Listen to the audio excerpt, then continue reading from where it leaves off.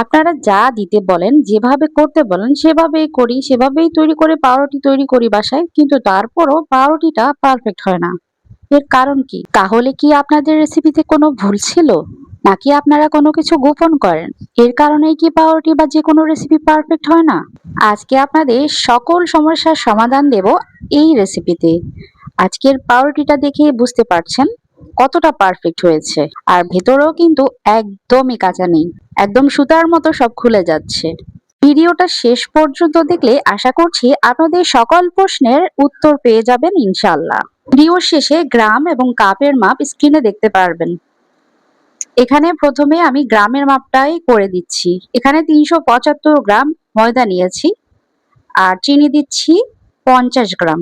মিষ্টি যদি আরেকটু বেশি খেতে চান সেক্ষেত্রে ১ টেবিল চামচ বাড়িয়ে নিতে পারেন বা আরো ১০ গ্রাম বাড়িয়ে নিতে পারেন, তবে এর থেকে বাড়াবেন না। এখানে ইস্ট দিচ্ছি ৫ গ্রাম, ২০ গ্রাম গুঁড়া দুধ দিয়েছি, ৪ গ্রাম লবণ দিয়েছি অথবা স্বাদ মতো লবণও দেবেন। লবণটা আমি একপাশে রেখেছি আর এই পাশে ভ্যানিলা পাউডার দিয়েছি। এখানে ভ্যানিলা এসেন্স অথবা 1/4 চা চামচ জায়ফল গুঁড়ো করে দিতে পারেন, এতে করে সুন্দর একটা ঘ্রাণ আসবে। আর এখানে ইস্টের সাথে লবণটা যেন না লাগে সেদিকে খেয়াল রাখবেন, একপাশে করে রাখবেন। এই পাশে আমি আজকে বাটারটাও দিয়ে দিয়েছি ৩৫ গ্রাম। এখানে খামির রেডি করেছিলাম ২০ গ্রাম ময়দা আর ১০০ মিলি পানি আমি খুব ভালো করে জাল করে এরকম একটা খামির রেডি করে এখানে দিয়ে দিয়েছি ঠান্ডা করে। আর ৫০ গ্রাম বা একটা ডিম দিয়েছি। আর সে সাথে পানি দিয়েছি হাফ কাপ থেকে কিছুটা কম অথবা বেশি লাগতে পারে, আপনারা বুঝে দেবেন এখানে পানির পরিমাণটা। এখানে আমি ঠান্ডা পানি দিচ্ছি, আমি অল্প অল্প করে দেবো আর অল্প অল্প করে মিশিয়ে একটা সফট খামির রেডি করব। আমি আজকে মেশিন দিয়ে কাজটা করে নিচ্ছি। তো মেশিন দিয়ে করলে কিন্তু দ্রুত কাজটা হয়ে যায়। আপনারা চাইলে হাত দিয়েও করতে পারবেন। এখানে আমি ডোটা খুব ভালো করে মথা হয়ে গেছে। হাতের মধ্যে একটু তেল অথবা বাটার নিয়ে এভাবে একটা ডো উপরে তুলে দেখবেন। এরকম পাতলা করে আস্তে করে টান দিয়ে দেখবেন। যদি এরকম পাতলা পর্দার মতো আবরণ হয় আর এটা খুব সহজে না ছিঁড়ে, তাহলে বুঝতে পারবেন যে আপনার ডোটা একদম রেডি রুটি বা পাউরুটি যেটাই বলেন সেটা তৈরির জন্য। এই ডোটা যদি এভাবে করে তৈরি করতে পারেন তাহলে কোনোভাবেই আপনার পাউরুটি বানিয়ে ফেল হবেন না, আমি আপনাদের গ্যারান্টি দিচ্ছি ইনশাল্লাহ। একজন ভালো বেকার শুধু উপকরণের পরিমাপ দেখে না, তারা রেসিপিটার কিভাবে করলে কোন ধাপ কিভাবে করলে পারফেক্ট হবে ডো দেখে এবং বেকিং টাইম দেখে সবকিছু দেখে কিন্তু তারা জাজ করে যে কতক্ষণ পর্যন্ত বেক করতে হবে, একটা নির্দিষ্ট সময় দিতে হবে। যদি দেখেন যে উপরে সুন্দর কালার চলে এসেছে, অনেক সময় হিটটা অনেক বেশি থাকে, অনেক বেশি দিয়ে ফেলেন শুরুতে, যার ফলে কিন্তু উপরে সুন্দর কালার চলে আসে কিন্তু ভেতরে কাঁচা থেকে যায়। তো ভেতরে কাঁচা থেকে গেলে তখন কি করবেন? ওইটা ওইভাবেই রেখে দেবেন। যদি মনে হচ্ছে যে না আমার পাউরুটিটা একটু ওজন আছে, মোলটা আলগিয়ে দেখবেন হাত দিয়ে। তো যদি দেখেন যে না এটা ওজন, তাহলে আরো ১০ থেকে ২০ মিনিট একদম হিটটা কমিয়ে বেক করবেন, তাহলে ভেতরে আবার শুকিয়ে যাবে আর পাউরুটিটা পারফেক্ট হবে। কিন্তু ওভাবে ওভার বেক করার জন্য কি হয় জানেন? পাউরুটির উপরে শক্ত হয়ে যায়। আর সেই শক্ত আবরণ ঠিক করতে হলে কি করতে হয় জানেন? উপরে ভালো করে ১০ থেকে ২০ গ্রাম বাটার ব্রাশ করে দেবেন চারপাশে পাউরুটি। তখন দেখবেন যে পাউরুটি একদম নরম হয়ে গেছে উপরের পাশটাও। কথা বলতে বলতে এদিক থেকে কিন্তু আমি কাজ করছি আর বিদ্যুৎও চলে গিয়েছে। আজকে এই লোফটা আমি কিন্তু চুলায় বেক করব, কারণ বিদ্যুৎ আসছে আর যাচ্ছে। তো এই লোফটা যদি আমি চুলায় বেক করি তাহলেই পারফেক্ট হবে। যদি ওভেনে দিই কি হবে জানেন? এটা একদম মানে বিদ্যুৎ চলে গেলে এটা বসে যাবে, তখন এটা আর খাওয়ার উপযুক্ত থাকবে না। তো যদি দেখেন যে না বিদ্যুৎ আসছে যাচ্ছে, তখন ওভেনে না দিয়ে চুলায় দিয়ে দেবেন। তো আমি আজকে আপনাদের চুলায় করে দেখাবো এই পাউরুটি। আজকের পাউরুটি আমি ২ টা ভাঁজ দিয়েছি। হয়তোবা খেয়াল করেছেন। প্রথমে বেলে নিয়েছি, এরপর ভাঁজ দিয়েছি এভাবে করে, আবার দ্বিতীয়বার লম্বালম্বি করে এভাবে করে বেলে নিয়েছি, এরপর আবার ভাঁজ দিয়েছি। এর কারণে কিন্তু পাউরুটি অনেক বেশি লেয়ারি হয় আর অনেক বেশি নরম হয়। তবে এমনিতেও নরম হবে, আপনারা এক ভাঁজ দিয়েও তৈরি করে নিতে পারবেন, কোনো সমস্যা নেই। তবে শেষের পার্টটা এভাবে করে সিল করে দিতে হবে, তাহলে সুন্দর খুলে যাবে না আর নিচের পাশটাও সমান হবে। তো আমি একটা মোল্ড নিয়েছি ১০ ইঞ্চির, সেই মোল্ডে কিন্তু আমি বাটার ব্রাশ করে দিয়েছি। এরপর যে পাশটা নিচে জোড়া লাগিয়েছিলাম সেই পাশটা নিচেই দেব। এই যে জোড়া লাগানো পাশটা নিচের দিকে রেখে উপরে সমান অংশটা দিচ্ছি। তো উপরে আমি এটা একটু বাটার ব্রাশ করে দেব, হাতের সাহায্যে লাগিয়ে নিচ্ছি। সফট আছে বাটারগুলো, তো হাতের সাহায্যে লাগিয়ে নিয়েছি, এতে করে উপরের পাশটা ড্রাই হয়ে যাবে না। এটা আমি এখন ফার্মেন্টেশনের জন্য রেখে দেব। এই ডোটা ফুলতে আমার ১ ঘন্টাও সময় লাগেনি। ৪০ থেকে ৫০ মিনিটের মধ্যেই কিন্তু এটা ফুলে গেছে। ফুলে একদম মোলটা ভরে গিয়েছে। আমি উপরে এভাবে করে সিল করে দিয়েছিলাম যাতে উপরের পাশটা ড্রাই না হয়ে যায়।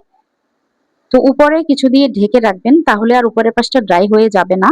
পাউরুটির উপর আমি আগেও কিন্তু বাটার ব্রাশ করেছি। এখন এখানে আমি খুব ঘন করে একটা দুধ রেডি করেছি।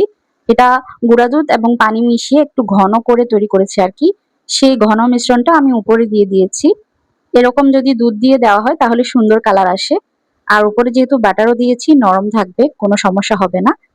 এদিক থেকে আমি একটা হাঁড়ি আগে থেকেই কিন্তু গরম করতে দিয়ে দিয়েছি, একদম চুলার জালটা বাড়িয়ে।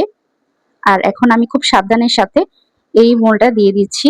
এটা ফেলে দেওয়া যাবে না, ফেলে দিলে কিন্তু এটা ধুপ করে গিয়ে বসে যাবে, পাউরুটির ফুলে ওঠাটা কমে যাবে, তখন আর পাউরুটি ফুলবে না, আস্তে করে বসাতে হবে। এরপর উপরে সিলভারের একটা ঢাকনা দিয়ে দিয়েছি। অনেক বেশি আগুন দিয়ে রেখেছি, এখন আগুনের তাপটা আমি একটু কমিয়ে দিচ্ছি। একদম লো হিটেও না, লো হিট থেকে সামান্য বাড়িয়ে আমি এটা বেক করব। আবার অনেক বেশি বাড়ানোও হবে না, অনেক বেশি বাড়িয়ে ভাজলে দেখবেন উপরে কালার চলে এসেছে আর ভেতরে কাঁচা থেকে যাবে, ওটাও করা যাবে না। এই যে দেখেন, ঠিক এভাবে করে আমি এটা দিয়ে রেখেছি। আমার আজকের এই পাউরুটি বেক করতে পুরা ১.৫ ঘন্টা লেগেছে। আর দেখেন এটা কিন্তু একপাশে ফেটেও গিয়েছে, এত ফুলকো হয়েছে মাশাআল্লাহ। আর এটা ঢাকনার সাথেই একটু লেগে গিয়েছিল, এত এত ফুলকো হয়েছে। আমি এই যে দেখেন, আমি আজকে নিচের পাশে যেন খুব দ্রুত কালার না হয়ে যায় তাই জন্য একটা উঁচু স্ট্যান্ড ব্যবহার করেছিলাম, আর যার কারণে নিচের পাশটাও অনেক সুন্দর নরম আছে।